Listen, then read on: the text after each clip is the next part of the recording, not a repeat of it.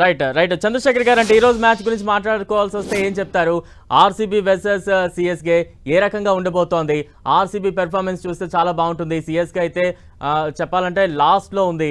ఏ రకంగా అర్థం చేసుకోవాలి? ఈ రోజు ఎటువంటి అంచనాలతో రెండు టీమ్స్ బరిలోకి దిగబోతున్నాయి?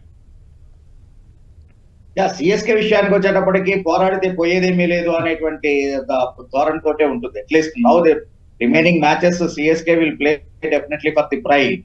5 times ఛాంపియన్, అందులోనూ ధోని బహుశా ఇదే లాస్ట్ సీజన్ అనేటువంటి స్పెక్యులేషన్స్ నడుస్తూ ఉన్నాయి. ధోని కూడా డైరెక్ట్ గా ఏం చెప్పకపోయినా ఇంకా ఇండైరెక్ట్ గా కూడా ఒక హింట్ ఇవ్వడం జరిగింది ఆల్రెడీ. నాకు ఆల్రెడీ 43, నెక్స్ట్ ఐపీఎల్ టైం కి 44 years వస్తాయి. సో కాబట్టి డౌన్ ద లైన్ 10 months లో ఏం జరుగుతుంది అనేది ఇప్పుడే చెప్పలేను అంటే ఒక రకమైనటువంటి, అంటే తన యొక్క అభిమానుల్ని ప్రిపేర్ చేస్తున్నాడు అనేటువంటి సంకేతం ఇచ్చాడు. కాబట్టి డెఫినెట్ గానే ప్లే ఫర్ ది ప్రైడ్ అనేటువంటి విధంగానే ఉంటుంది ఈ మ్యాచ్. మరొక వైపు ఏమో ఆర్సీబీ ఆల్రెడీ చెన్నైలో గెలవడం అనేటువంటిది ఇట్స్ వండర్ లాస్ట్ 17 years లో చూస్తే కనుక. సో కాబట్టి ఆ కాన్ఫిడెన్స్ తోటి అది ఉంది. మోర్ ఓవర్ యాక్చువల్ గా వాళ్ళ రెండు టీములకి ప్రధానమైనటువంటి తేడా ఏంటి అంటే కనుక, అటు చెన్నైకి సరైనటువంటి ఓపెనింగ్ జోడీ, అంటే పవర్ ప్లేని కరెక్ట్ గా నెగోషియేట్ చేసేటువంటి వాళ్ళు లేకపోవడం. ఇప్పటికే చాలా జోడీని, చాలా పేర్స్ ట్రై చేశాడు ధోని, బట్ స్టిల్ అది అంటే అటు కాన్వే వెళ్ళిపోయాడు of course, but Rachin Ravindra is not delivering. Even actual గా షేక్ రషీద్ ఫస్ట్ మ్యాచ్ కొంచెం ఇంప్రెసివ్ గా అయిపోయాడు, ఆ తర్వాత బట్ అతను ఫామ్ ని కోల్పోయినట్టుగా కనబడుతూ ఉంది. సో కాబట్టి ఓవరాల్ గానే వాళ్ళకి పవర్ ప్లే ని నెగోషియేట్ చేసేటువంటి ఓపెనింగ్ జోడీ లేకపోవడం. If you look at the RCB, the major difference, Phil Salt and Virat Kohli, they are doing the best.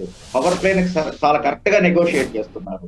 So అది డిఫరెన్స్. మిగిలిన బౌలింగ్ విషయానికి వచ్చేటప్పటికి అఫ్ కోర్స్ అటు హ్యాజిల్వుడ్ అండ్ భువనేశ్వర్ కుమార్ ఉన్నటువంటి టీమ్ ని తక్కువ చేసేటువంటిది లేదు. బట్ యాక్చువల్ గా don't discount even Khaleel Ahmed can do that, and even Sam Curran of course is coming in to the form. At least last అయినా కానీ, season towards end of the season అయినా కానీ is getting back his form. So అందుకని బౌలింగ్ department I think ఇద్దరు, ఇటు నూర్ అహ్మద్ ఉన్నాడు, వాళ్ళకి కృణాలు ఉంటే కనుక. సో కాబట్టి ఆ కంపారిజన్ ఈక్వల్ గానే కనబడుతూ ఉన్న నాకు మెయిన్ డిఫరెన్స్ వచ్చేవాడికి పవర్ ప్లే ని నెగోషియేట్ చేయడంలో చెన్నై ఈసారి చాలా చాలా ఘోరంగా విఫలమైంది. ఆ ఫలితమే వాళ్ళ ఓటములు. అటు ఆర్సీబీ వచ్చేటప్పటికి పవర్ ప్లేన్ చాలా చక్కగా నెగోషియేట్ చేస్తున్నారు. That's the major difference.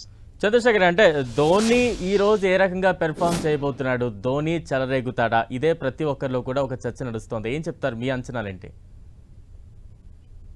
Dhoni nature ని గమనించినప్పుడు మనం డౌన్ లాస్ట్ అతని కెరియర్ బిగినింగ్ నుంచి చూసినా కూడా, ఈవెన్ 2007 ఫస్ట్ వరల్డ్ కప్ మనకి అందించినప్పటి నుంచి కూడా ధోనిని కనుక గమనించినట్లయితే, అతను ఎప్పుడు కూడా అంటే తను ఏం చేయబోతున్నాడు అనేటువంటిది ఎప్పుడు కూడా అతను ఎక్స్ప్రెస్ చేసేటువంటిది. Is not that expressive impact.